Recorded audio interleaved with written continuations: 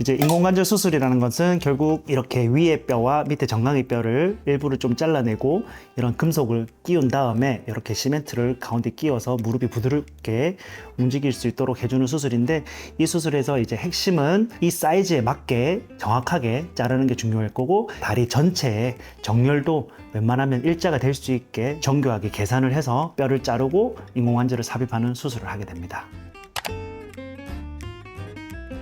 그 무릎의 인공관절 수술 같은 경우에는 고령의 환자에서 무릎에 마모가 심하게 되었을 때 주로 시행하게 되는 수술입니다.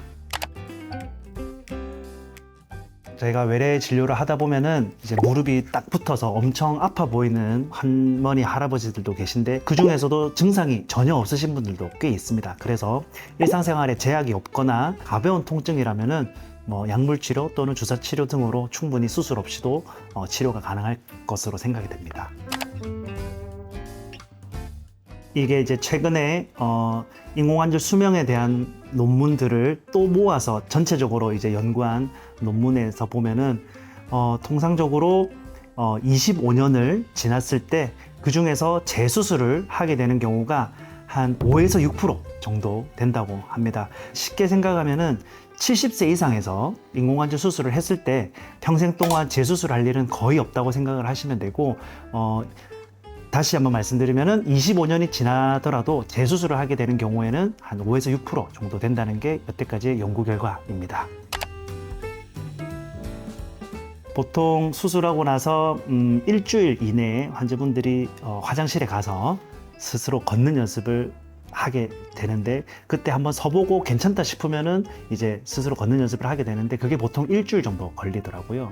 그리고 일주일이 지나면은 이제 보행기를 잡고 걷는 연습을 충분히 하게 되시고, 통증 같은 경우에는 사람마다 좀 다른 것 같아요. 어떤 분들은 수술하고 나서 퇴원하기 전에 좀 많이 가벼워졌다고 얘기하시는 분들도 가끔씩 있지만, 아픈 게 꽤 오래 간다고 얘기하시는 분들도 있긴 합니다. 하지만 통상적으로 6개월 이내에는 대부분 많이 좋아지시는 것 같습니다.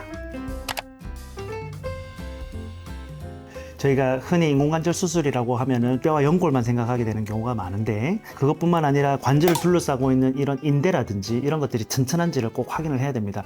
이런 인대가 좀 많이 늘어나 있거나 많이 약해져 있는 경우에는 인공관절 수술을 하더라도 관절이 불안정하거나 심하면 빠지는 경우도 있기 때문에 인대는 괜찮은지 꼭 신체 검진 또는 MRI 검사 등을 통해서 확인을 해야 되고, 그리고 두 번째로 꼭 중요한 거는 이게 과연 무릎 관절염 때문에 무릎이 아픈 게 맞는지를 꼭 한번 확인을 해야 됩니다. 예를 들면 허리가 안 좋으신 분들도 무릎 주변이 아프다고 얘기를 하시는 분들도 있고, 그렇기 때문에 그런 분들은 수술을 하더라도 무릎 주변에 통증이 지속되시는 분들이 있습니다. 그래서 인공관절 수술을 결정하기 전에는 꼭 정확한 신체 진찰이 필요할 것 같습니다. 그 자주 하는 질문 중에 하나이긴 한데, 저는 항상 걷는 연습은 많이 해라고 설명을 드립니다. 인공관절이라는 것은 금속과 금속 사이에 이렇게 플라스틱이 끼어져 있는 건데, 이 플라스틱이 보행이나 가벼운 운동에는 충분히 견딜 수 있는 힘을 가졌지만, 강하게 점프를 해서 충격을 주거나 또는 쪼그려 앉는 경우에는 이렇게 한 곳에 힘이 집중되기 때문에 강한 힘이 주어지는 뛰는 동작이라든지 아니면 점프하는 동작이라든지 이런 것들은 조금 제한이 될 것 같고, 특히나 쪼그려 앉아서 한 곳에만 힘이 응집되는 경우는 좀 피해 주시는 게 좋습니다. 그래서 쉽게 설명드리면, 점프하는 동작이 안 좋고 쪼그려 앉는 동작이 조금 안 좋지만 한두 번 해서는 큰 문제는 안 될 것 같습니다. 하지만 지속적으로 이런 동작이 반복된다 그러면은 아무래도 이 플라스틱의 수명에 영향을 좀 끼칠 수밖에 없을 것 같습니다.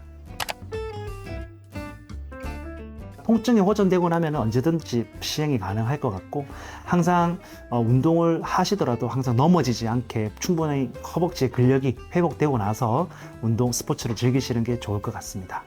계단 운동은 괜찮아요?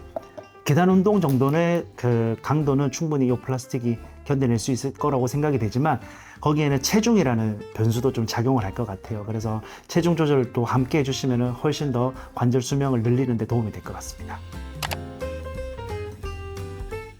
인공관절을 재수술을 해야 되는 경우는 무릎에 세균이 붙는 경우를 제외하고는 대부분 이 플라스틱이 마모가 되면서 그 마모된 입자가 여기에 이제 스며들면서 여기에 이완이 생기게 됩니다. 그러면서 이 금속이 뼈와 분리가 되면은 이제 결국에는 계속 움직이면서 통증을 유발하기 때문에 새로 인공관절을 다시 교체를 해줘야 되는데, 전에 시행했던 엑스레이와 비교해서 이 금속의 모양이 변화가 돼 있거나 또는 이 플라스틱의 두께가 너무 얇아져서 이 금속과 금속이 맞닿아 있는 경우에는 이 인공관절을 다시 교체해주는 재수술이 필요하게 되겠습니다. 그 병원에서 설명드린 예약 날짜에 꼭 진료를 받아 보시는 게 좋을 것 같고, 수술하고 나서 몇 년이 지났다 하더라도 1년에 한 번 또는 2년에 한 번 정도는 엑스레이를 촬영을 통해서 인공관절 상태를 한번 확인해 보시는 것이 좋을 것 같습니다. 통상적으로는 인공관절 수술을 먼저 생각하지는 않고 자기 관절을 살릴 수 있는 수술법을 먼저 생각을 하게 되는데, 만약에 그런 젊은 나이에도 관절염이 너무 심하다 하면은 반쪽짜리 인공관절 등을 먼저 생각할 수 있겠고, 반쪽짜리 인공관절 수술로도 하기가 너무 어려울 경우에는 어쩔 수 없이 전체 인공관절 수술을 시행하기도 합니다. 따른 게 저는 병이라고 생각은 하지 않지만은, 따라서 못 걸을 정도로 증상이 생기는 것은 병이라고 생각을 하죠. 따른 것 자체는 자연스러운 현상이지만 그게 보행에 제한을 일으킬 정도로 문제가 되면은 그거는 치료가 필요한 병적인 상태라고 보는 게 맞는 것 같습니다.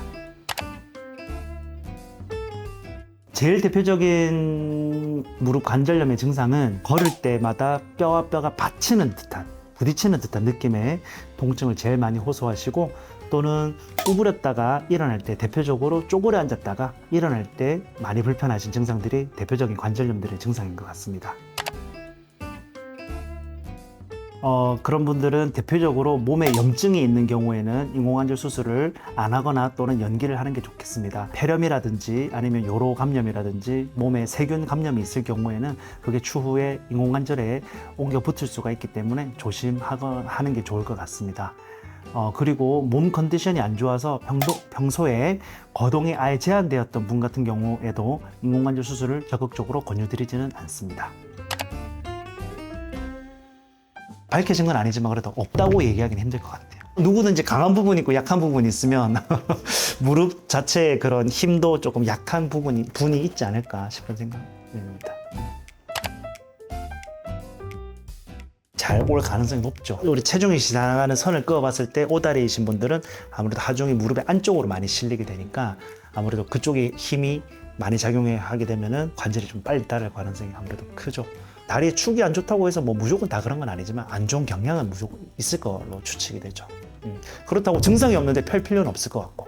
그래서 우리가 관절을 살리는 수술 방법 중에도 이제 오다리 교정술을 주로 50대 나 60대 초반에 많이 시행하게 되고, 오다리를 펴주면은 체중이 바깥쪽으로 지나가게 되니까 멀쩡한 연골로 하중을 지탱을 하게 되니까 통증이 많이 호전되는 효과를 가질 수가 있죠. 그거는 수술하고 나서 효과가 많이 좋다고 알려져요.